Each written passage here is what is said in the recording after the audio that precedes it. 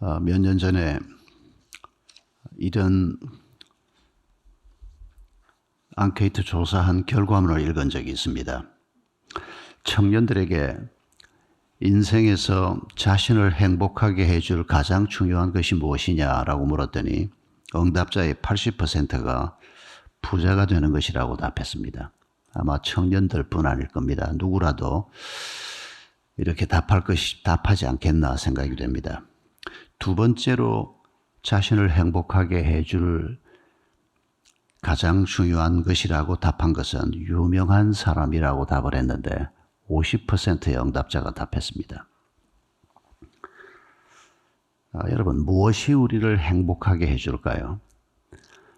아마 지난 토요일 이태원 거리에 나섰던 저분들도 거기에 즐거움이 있고 행복이 있을 것이라고 생각해서 거리에 나섰을 것인데 저런 안타까운 일이 생길 줄 누가 알았겠습니까? 그러나 도처에서 사람들은 행복하지 못하고 불행한 삶을 경험하고 또 지켜보는 사람들에게도 상처가 되는 이런 일들을 우리가 아마 죽는 날까지 우리가 계속 경험하면서 살게 될 것입니다. 이런 우리의 관심사에 대해서 미국 하버드 대학에서 무려 75년 동안 연구한 연구가 상당한 답을 제시한다고 생각합니다. 1938년부터 무려 75년 동안 진행된, 그래서 최근에 마감된 연구인데 이 연구의 대상은, 제목은 사람이 어떻게 행복해지느냐 하는 것입니다. 그런데 하버드 대학에서 75년 동안 연구한 이 연구는 이론적인, 학술적인, 논리적인 연구가 아니고 아주 재미있는데 1938년에 10대였던 소년들 724명을 대상으로 이 사람들의 평생을 추적하면서 한 사람이 언제 어떻게 행복해지더냐 하는 것을 조사를 한 겁니다. 근데 한두 사람 가지고는 이게 보편성이 부족하니까 724명을 계속 추적을 한 겁니다. 이 중에 하버드 대학 학생들이 꽤 많이 있었습니다. 그리고 하버드 대학에 들어갈 정도로 똑똑한 사람들만 대상으로 한 게 아니고 보스턴 빈민가 소년들도 수백 명을 집어넣었습니다. 그러니까 다양한 표본들을 가지고 여성들을 아마 선정하지 않은 것은 조사의 어려움 때문인 것 같습니다. 1938년이면 벌써 옛날 아닙니까? 여성들에게 접촉을 하고 설문을 하고 그 주변 사람들에게 뭘 묻고 하는 게 굉장한 아마 한계가 있을 겁니다. 어떤 재벌에서 돈을 댔는데 최근에 몇 년 전에 이게 발표가 됐는데 아마 자세하게 듣기를 원하시면 유튜브에서 검색을 하시면 아마 쉽게 발견할 수 있을 겁니다. 한국어로 더빙까지 되어 있습니다. 처음에는 이 724명에게 본인에게 질문을 했습니다. 당신이 언제 행복하고 언제 기쁨을 느끼고 언제 즐거움을 느끼는가? 이 사람들이 대학을 졸업한 사람도 있고 빈민청에서 아주 사회적인 지위가 낮은 일로 나가는 사람도 있고 다양한 사람들이 있는데 이 사람들이 결혼하고 난 다음에는 배우자들에게 물었고 자녀가 있고 난 다음에는 그 자녀가 좀 자라면서 자녀들에게 묻습니다. 너희 아빠가 언제 행복해지느냐? 주변 사람들에게 묻습니다. 직장 가까운 동료나 친구들에게. 주치의에게도 물었습니다. 평생 동안 이 사람 주변을 조사를 한 겁니다. 그리고 의료 기록서를 달라고 해서 살피기도 하고 미국 대통령 한 사람도 이 연구에 포함되어 있었습니다. 존 F 케네디가 바로 그 사람입니다. 알코올 중독자도 있었고 벽돌공도 있었고 변호사도 있었고 비즈니스맨도 있었고 다양한 사람들이 이 대상에 포함되어 있었습니다. 지금 현재도 살아있는 분들이 있습니다. 그런데 재미있는 것은 이 연구의 결론이 뭔가 하니까 돈을 많이 번 사람이 행복한 것도 아니고 이 연구의 결론은 좋은 관계를 잘 유지하면서 산 사람이 행복하더라라고 하는 것입니다. 어떻게 생각하면 그렇지. 부부가 좋은 관계를 유지하면서 살고 부모, 자식, 주변 가까운 친구들과 좋은 관계를 유지하면서 사는 것이야말로 복이지 이렇게 생각되는 분은 이미 그 복을 누리고 있는 분입니다. 뜻밖이다 이렇게 생각되는 분은 앞으로 배워야 될 게 더 많은 분일 가능성이 많습니다. 사실 저도 꽤 오래 살아왔는데 이 연구 결과를 들으면서 좀 놀랐습니다. 저는 예수 안 믿는 사람들도 이런 걸 생각할 줄 아나 그래서 좀 놀랐습니다. 배우자와의 관계가 안 싸운다는 뜻은 절대 아닙니다. 싸우기도 하고 어려울 때도 있었지만 그래도 이 사람이 나를 사랑하고 그래도 이 사람이 믿을만하다고 생각하면서 평생을 살아온 사람들은 병에 걸려도 훨씬 회복 속도가 빠르고 기억력 감퇴도 훨씬 늦게 오고 치매도 훨씬 늦게 온다는 게 이 사람들의 연구 결과입니다. 이혼을 했거나 좋은 관계 속에 있지 못한 사람들은 좋은 일이 생길 때 가령 돈을 벌었다, 많이 벌었다, 혹은 중요한 무슨 사회적인 지위를 얻게 됐다.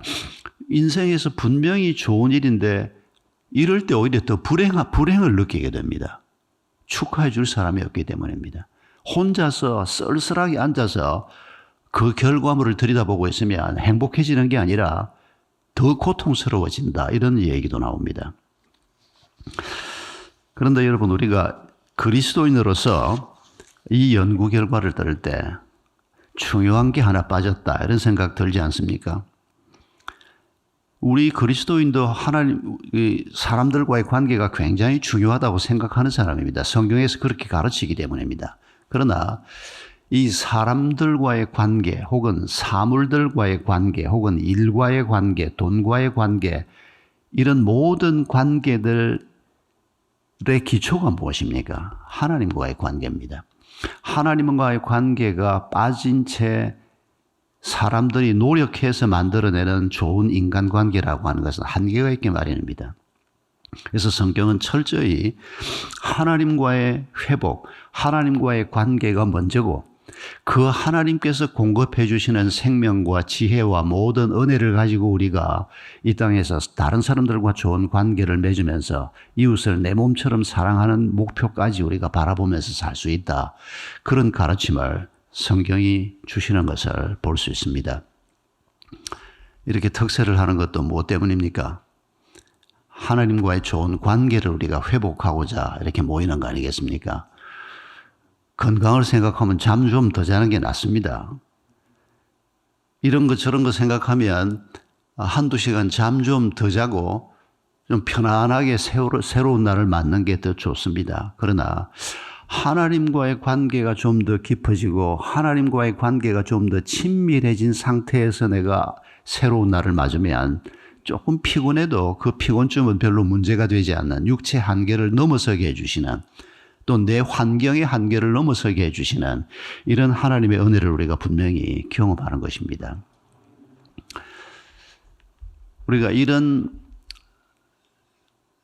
서론을 가지고 에베소 교회 성도들의 입장을 한번 생각해 보십시다. 2000년 전 에베소 교회 성도들이 에베소서 편지를 받았을 때 상황이 어땠습니까? 개척 목사님은 감옥에 있습니다. 그리고 얼마 후에 순교합니다. 거대한 박해가, 로마라고 하는 이 엄청난 제국에 거대한 박해가 이미 시작됐습니다. 사도들이 순교하기 시작하고 예수를 믿는다는 이유 하나만으로 사자밥이 되기도 하는 일들이 지금 눈앞에서 벌어지기 시작합니다.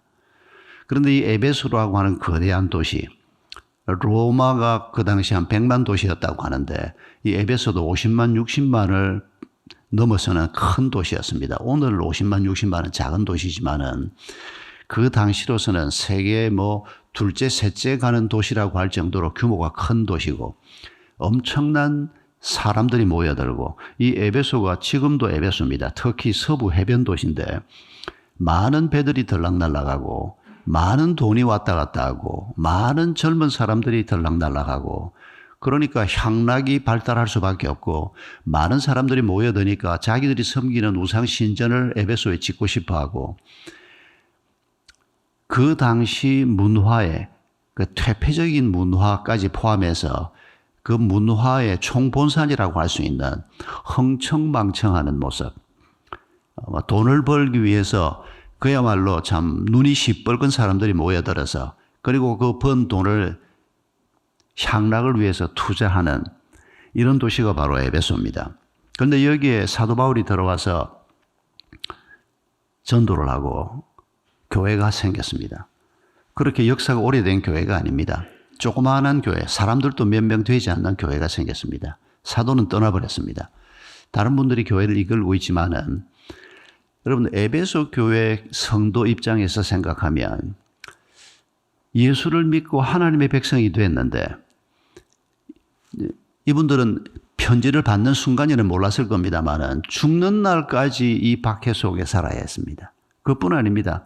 이분들의 자녀들도 죽는 날까지 평생을 박해 속에 살아야 했습니다.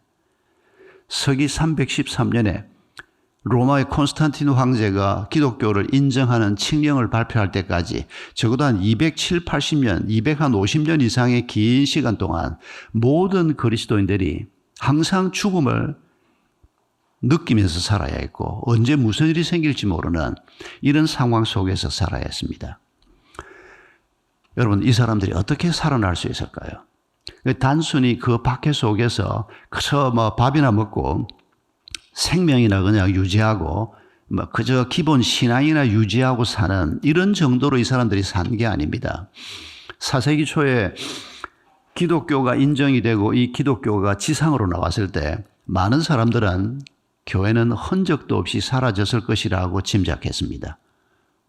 왜요? 로마가 그 긴 세월 동안 교회를 짓밟았는데 어떻게 힘없는 교회가 살아남을 수가 있겠습니까? 그러나 4세기 초에 교회가 지상으로 올라올 때 모든 사람이 깜짝 놀랄 정도로 도시마다 그리스도인들이 가득하고 지역마다 수많은 성도들이 있는 것을 발견할 수가 있었습니다. 그것도 여러분 이 사람들이 얼마나 갈등이 많았겠습니까? 그저 생존한 그리스도인들이 아니고 그 엄청난 환경 속에서 자기 속에 있는 그리스도의 생명을 다른 사람에게 전하는 그래서 수많은 새로운 그리스도인들이 그 박해 속에서 태어나는 이런 살아있는 그리스도인들의 모습이 바로 에베소 성도들의 모습입니다. 사도 바울이 로마 감옥에서 이 편지를 보냈습니다. 하나님께서 이 성도들을 격려하기를 원하셨습니다. 이 성도들이 살아나기를 원하셨고 부활신앙을 갖기를 원하셨고 단순히 먹고 사는 정도가 아니라 그리스도의 증인으로 살 수 있도록 이들을 격려하기를 원해서 에베소 편지를 보냈습니다. 여러분 하나님이 어떻게 이 사람들을 격려했을까요? 어떻게 성령께서 저들을 살릴 수 있었을까요? 여러분 그 비결을 우리가 안다면 오늘 우리도 동일하게 어떤 환경 속에서든지 어떤 개인적인 문제 속에서든지 우리가 이 살리시는 하나님의 은혜를 누리면서 살 수 있을 것입니다. 여러분 이 순간에도 우리 각자에게 얼마나 많은 문제가 있고 기도 제목이 있습니까? 단 한 사람도 예외 없이 우리 속에 기도 제목들이 있고 해결해야 될 문제들이 있고 치유받아야 할 상처가 있고 넘어서야 할 죄가 있고 우리 모두에게 이런 문제들이 있지 않습니까? 더군다나 사회적인 환경, 국가적인 환경 많은 것들이 우리를 조이고 있습니다. 에베소 교회 성도들의 입장에 비하면 우리가 좀 낫다고 말할 수 있을지 모르지만은 그러나 환경을 이기는 싸움 그리고 자신의 죄를 넘어서는 싸움 우리의 연약함을 넘어서고 우리의 열등감을 넘어서는 싸움은 예나 지금이나 쉽지가 않습니다. 그런데 하나님께서 에베소 교회 성도들을 어떻게 격려했는지를 그 통로를 우리가 발견한다면 우리도 그 은혜 속에 들어갈 수 있고 우리도 하나님의 살리시는 은혜로 오늘 우리의 문제를 극복할 수 있고 또 우리가 함께 이 은혜를 누린다면 우리 시대가 안고 있는 문제도 함께 극복해낼 수 있을 것입니다. 이미 힌트를 받으셨습니다마는 여러분 에베소 편지 첫머리에서 인사가 나오고 그리고 3절에서 이렇게 말씀하십니다. 모든 신령한 복을 하나님께서 우리에게 주신다. 그런데 그 신령한 복이 뭐냐?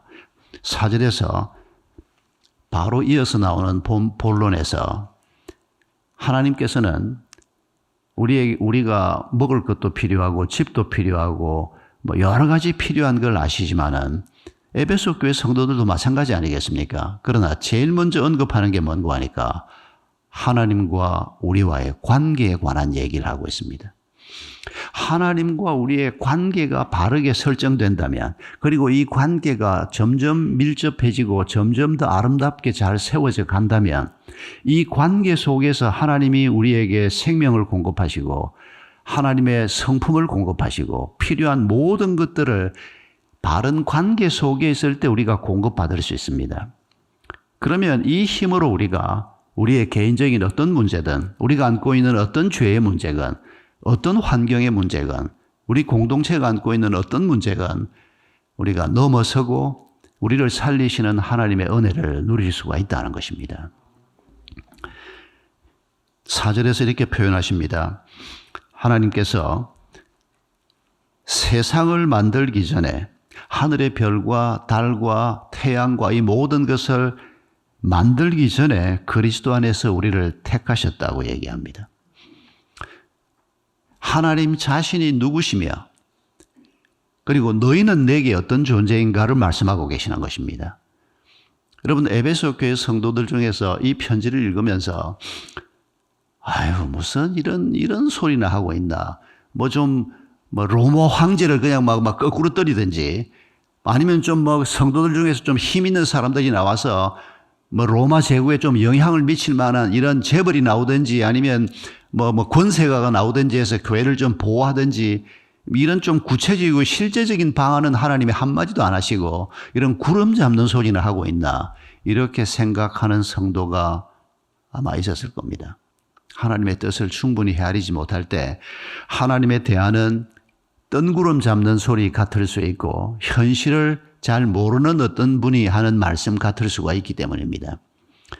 그러나 저는 이 하버드 대학의 연구 결과를 보면서 세상에 예수 안 믿는 사람들도 집이 크기가 얼마냐, 좋은 자동차를 타냐, 연간 소득이 얼마냐, 이런 문제를 이 사람들이 무시하는 건 아니지만은 이런 현실 속에서 정말 중요한 것이 부부간의 관계더라. 부모 자식과의 관계더라. 가까운 친구들과의 관계더라. 저는 예수도 안 믿는 사람들이 어떻게 이런 걸 다 찾아내나. 정말 저는 그런 점에서 놀랐습니다. 그 위에 만약에 하나님과의 바른 관계가 형성이 된다면, 근데 그 하나님과의 관계라는 게 뭡니까? 모든 것을 하나님이 지으셨다는 그 하나님에 대한 우리의 고백입니다. 하나님이 천지를 지으셨는데, 여러분, 옛날 사람보다 우리가 더 유리하지 않습니까? 옛날 사람들은 과학이 오늘만큼 발달되기 전에는 하늘을 쳐다보면 별 한 3,000개 정도 보았다고 합니다.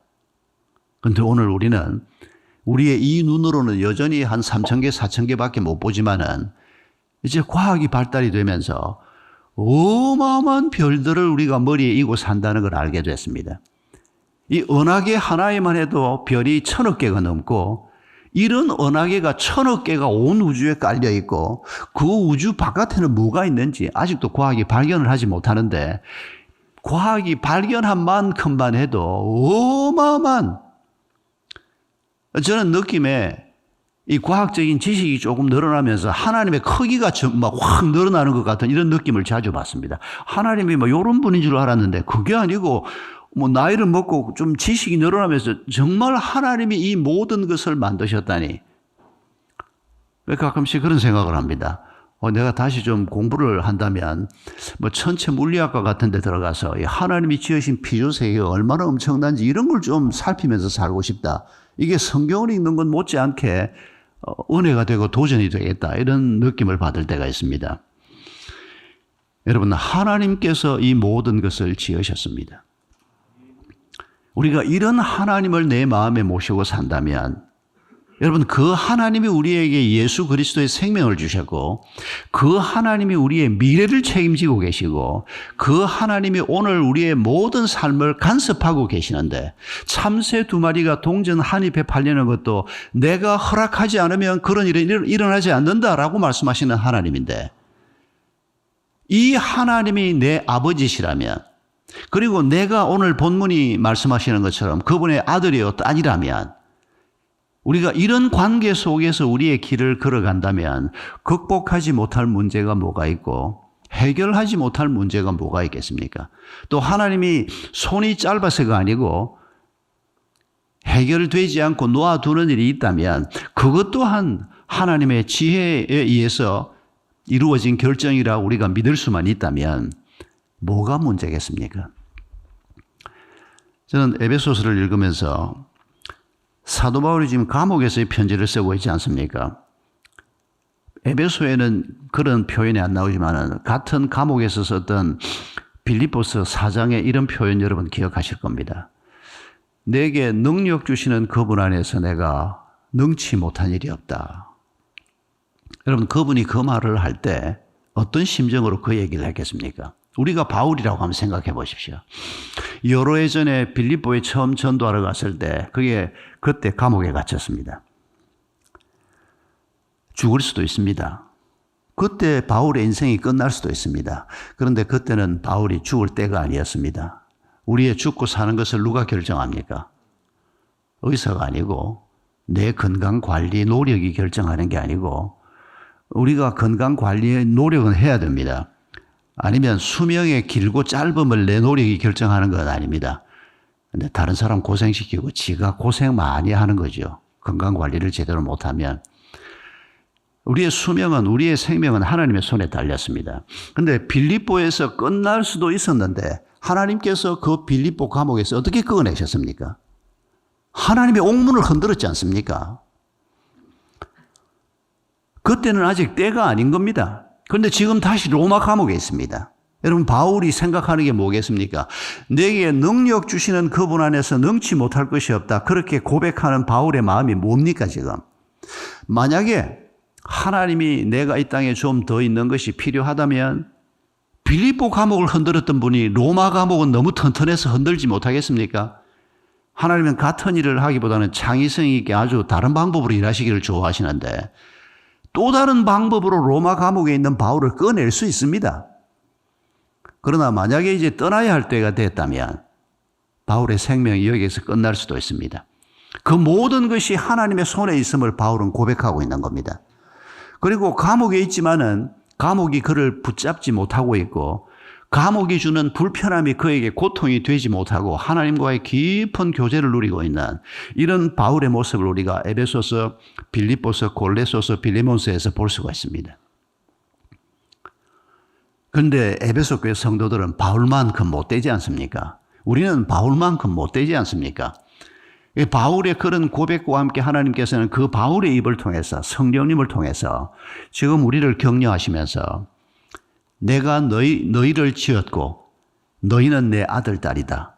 그리고 그러므로 나는 곧 너희의 애비다. 너희의 음이다. 이런 말씀으로 에베소서를 시작하고 있는 것입니다. 여러분 오늘 아침에 우리가 이 말씀을 우리 마음속 깊은 곳에 다시 한번 담을 수 있기를 바랍니다. 하나님이 내 아빠시다. 그냥 아버지라고 하지 않고 이 아빠라고 하신 표현이 저는 참 마음에 많은 생각을 하게 합니다. 저는 돌아가신 제 아버지를 한 번도 아빠라고 불러본 적이 없습니다. 뭐 옛날 아버지들은 다 그랬던 것 같습니다만 항상 아버님이었습니다. 그래도 아바마마가 아닌 건 참 다행이죠. 아바마마 하면 거기에는 차가운 냄새가 나지 않습니까? 피 냄새가 나지 않습니까? 돈 냄새도 나고 뭐 권력의 냄새도 있지만은 근데 아빠라고 하는 표현은 다른 표현입니다. 그 아버지라고 하는 표현이 바로 우리말 아빠하고 정확하게 일치하는 표현입니다. 우리 아이 셋은 아빠라고 불러라고 말한 적 한 번도 없는데 어릴 때부터 아빠 그러더니 지금 뭐 나이 40이 되고 뭐 나이가 저렇게 많은데도 지금도 아빠입니다, 그냥. 아버지는 우리 아들이 성질 좀 나면 아버지 이러지. 여러분, 하나님이 우리를 보고 너희가 나를 아빠라고 불러라. 이렇게 말씀하셨습니다. 그리고 우리는 아들이다, 딸이다 라고 말씀하셨습니다. 여러분, 이 하나님이 만들어주신 관계 속에서 이게 하나님의 은혜요 축복인데 이 속에서 우리가 모든 것을 누리는 이런 믿음의 행보를 계속할 수 있기를 바랍니다. 오늘 아침에 이렇게 많은 분들이 현장에 나와 계시고 또 비대면으로 함께 하시는 분들도 많이 계실 텐데 여러분, 이 아침에 이렇게 예배의 자리에 나와 있는 여러분들, 혹시 하나님의 아드님, 따님 말고 혹시 하나님의 조카분들이 누가 오신 분이 계십니까? 하나님은 우리를 조카로 부르지 않았습니다. 하나님은 분명히 우리를 아들이라 딸이라고 말씀하십니다. 그런데 여러분, 우리가 신앙생활을 하면서 하나님하고 아주 관계없는 사람은 분명히 아닙니다. 그런데 아들, 딸은 못 되고 조카 정도 되는 이런 정도의 위치를 자기 위치라고 생각을 하고 신앙생활을 만약 한다면 이건 참 불행한 일이 될 수밖에 없습니다. 여러분, 우리 가정에서 조카와 친자식의 관계가 어떤 건지 우리가 익히 경험하지 않습니까? 저도 조카가 굉장히 많습니다. 제 형제가 5이고 우리 처가 형제가 5입니다. 우리 막내 처제는 영국 시민권자인데 애가 5입니다. 요새 세상에 애 5 낳는 우리 누님은 애가 4입니다. 조카들이 버글버글합니다. 우리 양쪽 집안에다. 제가 양쪽 집안 식구들 이름을 다 써놓고 컴퓨터에 입력을 해놓고 새로 누가 손주가 태어나면 또 이름도 하나씩 올리고 하면서 얘들을 위해서 기도하는데 조카들 이름은 겨우겨우 기억을 하겠는데 조카 애들까지는 도저히 기억을 못 하겠습니다. 그래서 컴퓨터 이름을 날 때마다 써놓고 기도를 하는데 제가 조카들을 볼 때마다 참 그 신앙 좋은 애들도 있고 공부 잘하는 애도 있고 성품이 좋은 애도 있고 생긴 게 예쁜 애도 있고 이래저래 참 사랑스럽습니다, 애들이.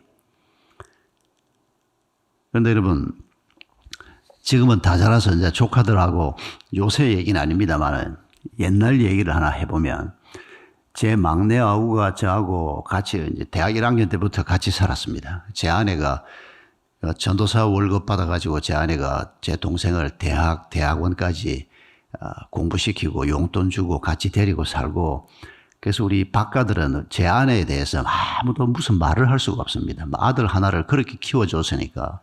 근데 그 동생이 이제 같이 서울에 있으면서 취직을 하고 장가를 가고 제가 개척을 할 때 개척 멤버로 서울영동교회 때부터 같이 있었는데 이제 개척을 해서 같이 샘물교회 내려오고 세월이 지나고 지금 그 교회에서 이제 장로 권사로 있습니다. 잘 섬기고 있는데 이 동생은 제게 아들 같은 동생입니다. 나이는 한 8살 차이밖에 안 나는데 제가 가족을 위해서 기도하면 우리 아들하고 동생 이름을 맨날 자꾸 이렇게 바꾸어서 기도하는 경우가 많은데 이 집에 딸이 2이 있습니다. 얘들이 늘 매주일 교회에서 만나는 겁니다. 그리고 제가 특별히 애틋한 동생이고 그 아버지가 얘가 아주 어릴 때 돌아가셨고 여러 가지로 얘에 대한 마음이 지극한 데다가 또 조카들이 태어났는데 우리 아이들 못지않게 이쁘더라고요. 얘들이 이제 주일이면 이제 큰아빠 이제 하고 교회를 같이 오니까 우리 조카 2 중에서 작은 조카애가 아주 또 더 이쁩니다. 애가 하는 짓이 당돌하거든요. 얘가 한 번은 주일날 우리 샘물교회 됩니다. 주일날 예배를 마치고 이제 성도들하고 인사를 하고 있는데 얘가 큰아빠 하고 쫓아왔어요. 그래서 인사를 하는 중에 우리 도연이 왔구나 하고 끌어안고 근데 얘가 안 가고 내 손을 잡고 옆에 서 있는 겁니다. 그리고 한 번씩 얘가 이제 인사를 하고 막 나가는데 지가 알만한 사람이 어쩐지 누구를 쳐다보고 우리 큰아빠예요. 우리 큰아빠예요. 이러고 서 있는 겁니다. 근데 정신이 없어서 생각도 못 했습니다. 뭔지. 그날 오후에 집에 들어갔더니 얘가 지 엄마한테 얘기를 했고 지 엄마가 제 아내한테 얘기를 해서 진상을 알게 됐습니다. 얘가 그날 주일학교에서 좀 기분 나쁜 일이 있었던 모양입니다. 그런데 이 유치원 꼬마 생각에 자기 선생님이 자기가 큰아빠가 목사님인 줄 잘 모르는 것 같더라는 겁니다. 그래서 큰아빠가 예배 마치면 인사하고 있는 걸 알고 어디서 놀고 있다가 예배 마치는 시간에 주일학교는 빨리 끝났으니까 와서 내 손을 잡고 온 교인들 앞에서 큰아빠예요. 이러고 있었던 겁니다. 이게 중학생이 그래서 한 대 맞아야 되지만은 유치원 꼬마가 그랬다고 하니까 얼마나 이쁜지 당돌하기 짝이 없습니다. 얘가 성격이. 그리고 생긴 것도 예쁘게 생겼고 너무 예뻐요. 얘가 하는 짓이. 그래서 제가 걔를 특별히 더 좋아했는데 어느 날 오후에 이제 저도 일이 없어서 저희 집에 일찍 들어왔습니다. 그리고 이제 동생은 또 교회에 뭐 다른 일이 있어서 좀 늦었는지 이제 저희 식구들만 우리 집에 와 있고 같이 집에 앉아 있는데 이 천방지축 우리 도연이가 뭐라고 얘기하는 거 하니까 큰엄마 냉장고에서 우유 한 잔 마셔도 돼요 이러는 겁니다. 너무 생경스럽게. 뭐 내 느낌에는 그냥 콱 문 열고 뭐 그냥 꺼내 먹을 것 같은데 꼬마가 저 엄마가 가르친 거죠. 그렇게 아마 전에는 냉장고 문을 마음대로 열었던 것 같아. 근데 그러면 안 된다. 우리 집이 아니다. 이랬던 것 같아. 그러니까 내가 있는 자리에서 큰엄마 우유 한 잔 꺼내 마셔도 돼요. 그래 마음대로 너 마음대로 꺼내 먹어라. 왜 그럴까요, 걔가? 내가 그렇게 이뻐하고 큰엄마가 그렇게 이뻐하는데 우리 집 애들은 엄마 주스 한 잔 마셔도 돼요? 물어볼까요? 안 물어볼까요? 지금도 안 물어봅니다. 2주 전에 큰애가 제주도로 시집 갔는데 출장이 있다고 한 열흘 집에 와 있었습니다. 나이 40인 지금도 뭐 시집 간 지가 벌써 몇 년인데 마음대로 냉장고 문 열고 뭐 어우 맛있는 거 있네 그러고 꺼내 먹고 왜 그럽니까 지가? 다른 이유 아무것도 없습니다. 자식이기 때문입니다. 조카는 그렇게 못한다는 겁니다. 그렇게 이쁨을 받아도 나는 이 집의 딸이 아니고 조카다 이렇게 생각하는 애는 그렇게 못한다는 겁니다. 편안하게 그런 행동이 나오지 않는다는 겁니다. 여러분 하나님이 우리를 아들이라 딸이라고 말씀하십니다. 여러분 그 아들과 딸이 사는 법이 무엇일까요?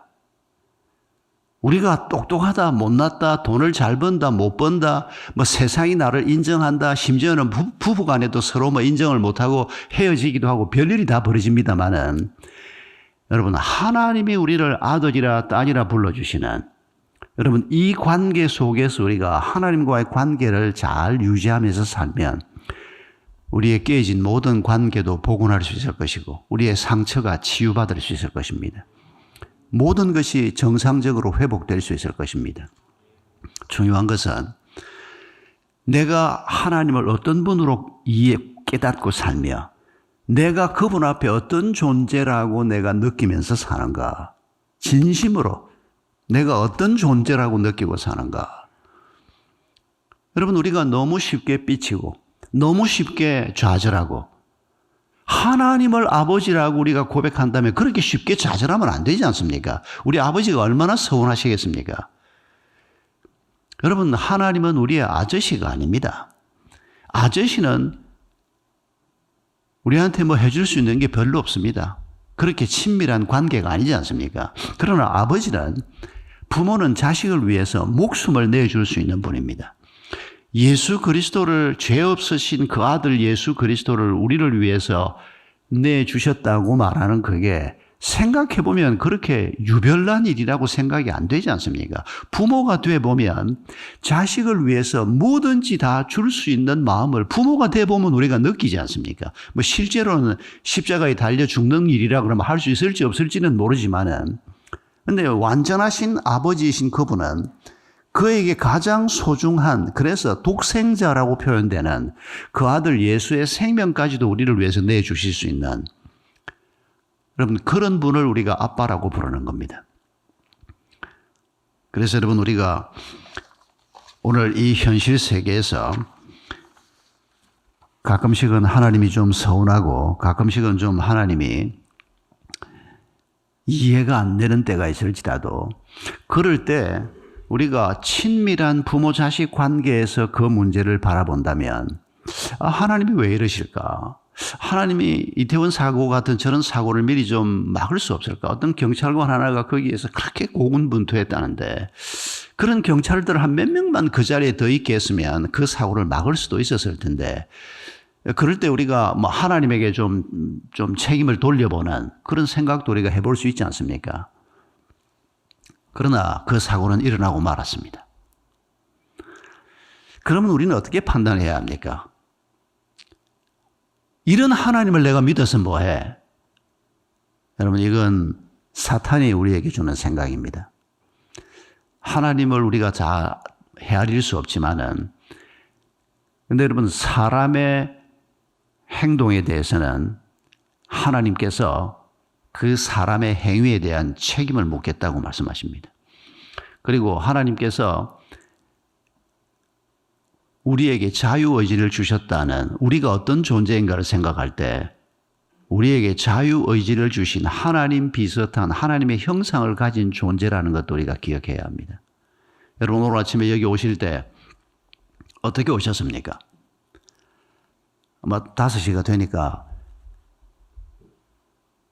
잠이 깨고 그래도 막 갈까 말까 누워있는데 누가 머리채를 확 잡아 당깁니까? 그래서 어쩔 수 없이 오늘 여기 와서 앉아 있습니까? 평생 살면서 가끔씩 그런 일을 경험합니다. 하나님이 아주 강압적으로 좀 아주 공세적으로 역사하는 경우를 가끔씩 경험하는데 대부분의 경우는 하나님이 그렇게 일하지 않습니다. 우리를 설득하십니다. 우리에게 설명하시고 설득하시고, 우리가 이해가 잘 안 될 때 하나님이 일을 하시긴 하시는데 그건 꼭 해야 될 일은 그렇게 하시는데 가능하면 우리가 이해할 수 있을 때까지 기다려 주시고, 그런데 내가 이해 안 된다고 세상을 안 돌릴 수는 없지 않습니까? 그래서 이해 안 되는 일이 벌어질 때 우리가 하나님의 아들이 맞다면, 딸이 맞다면, 내가 하나님의 생각을 다 이해할 수 없지만은, 그래서 저런 일이 벌어졌지만은 분명히 무언가 뜻이 있을 거야. 그게 아들, 딸들이 갖는 생각입니다. 내가 하나님 믿나 봐라. 내가 기도하나 봐라, 이제. 이건 조카 짓도 아니고 이건 원수가 하는 소리입니다. 원수의 소리에 우리가 따라가는 겁니다. 사울과 다윗을 생각하면, 여러분, 사울의 생애를 기록한 글들을 쭉 보면 사울은 하나님과의 관계에 대한 생각이 너무 부족했습니다. 왕이 될 때 처음 시작은 괜찮았습니다. 그런데 이분이 그 이후에 벌어지는 일들을 보면 제사를 하나님 앞에 올려드리는데 선지자가 사무엘이 제사장이 빨리 오지 않으니까 전쟁은 해야 되겠고 급한 마음에 자기가 제사 집전을 합니다. 그건 하나님이 하지 말라고 한 짓 아닙니까? 제사장이 한다고 한 거 아닙니까? 그 야단을 치는데 이거 내가 잘못했구나, 하나님 죄송합니다가 아니고 핑계를 댑니다. 이런 태도는 평생 계속됩니다. 그러니까 뭔가 잘못됐을 때 이거 하나님 앞에 내가 잘못했구나, 그래서 하나님과의 관계가 빨리 복원이 되는 게 아니고 계속 핑계를 댑니다. 전투를 해야 돼서. 왜 제물은 왜 가져왔느냐? 하나님 앞에 제사 제물로 쓰려고. 제사 제물로 쓰려고 가져온다는 게 그게 하나님이 허락한 일이 아니지 않습니까? 그때라도 제가 잘못했습니다, 저거 지금이라도 다 제거하겠습니다, 그게 아니고 하나님이 당신의 왕위를 다윗에게 줍니다. 처음에는 다윗인 줄 몰랐지요. 나중에는 다윗이라는 사람이 그 왕위를 사위가 왕위를 가져간다는 걸 알았을 때에도 하나님의 말씀을 무겁게 받아들이고 하나님을 천지를 지으신 하나님, 내 아버지이신 하나님으로 받아들이는 게 아니고 내 왕관을 가져가는 하나님, 그래서 그 하나님을 계속 대적하고 자기 자리를 지키려고 하는 이런 우리에게 흔히 있을 수 있는 잘못된 신앙인의 모습을 성경은 보여줍니다. 그런데 다윗은 꼬마 때부터 죽는 날까지, 여러분, 외형적으로는 다윗이 범한 죄가 사울이 범한 죄보다 더 크면 크지 작지 않습니다. 남의 아내를 뺏어오고 그 남편을 죽이고, 여러분, 그게 얼마나 끔찍한 죄입니까? 그런데 그런 끔찍한 죄의 상황에서도 그가 죄인 줄 모르고 그 일을 했다가 나단 선지자의 지적을 받을 때 즉시 엎드립니다. 그리고 울면서 회개하는 그와 하나님의 관계가 복원되는 걸 볼 수 있습니다. 여러분, 우리는 그들을 왕으로 기억하지만은 하나님이 보시기에 그들이 왕이라는 게 뭐 중요하겠습니까? 여러분, 오늘 우리가 하나님과의 관계를 생각할 때 하나님과의 관계를 더 친밀하게 만드는, 그래서 우리가 오늘 아침에 이렇게 기도의 자리에, 말씀의 자리에 함께 나왔는데, 그러나 하나님과의 관계를 소원하게 만드는 죄악의 요소라든지 내 잘못된 습관이라든지 말씀을 읽는 습관, 예배를 드리는 습관, 이런 것들이 나하고 거리가 멀다면 하나님과의 거리도 멀 수밖에 없습니다. 이런 것들을 우리가 함께 점검하면서 우리 오늘 아침 기도에서 지금 나와 하나님과의 관계를 다시 한번 점검하고 이 관계가 좀 더 친밀하고 좀 더 끈끈한 이런 관계가 되도록 우리의 마음을 기울여서 함께 기도한다면 우리가 새로운 출발을 좀 더 잘 할 수 있지 않을까 하는 기대를 품게 됩니다. 성도 여러분, 하나님은 우리의 아빠십니다. 그리고 우리는 하나님의 아들이요 딸입니다. 조카로 하나님을 삼촌이나 아저씨 정도로 생각하지 말고 정말 나를 위해서 목숨을 내주실 수 있는 실제로 그렇게 하신 그 하나님 아버지를 우리가 오늘 아침에도 마음에 다시 한번 모시면서 아들로서 딸로서 또 새로운 날을 잘 출발하는 그런 축복이 우리에게 있기를 바랍니다.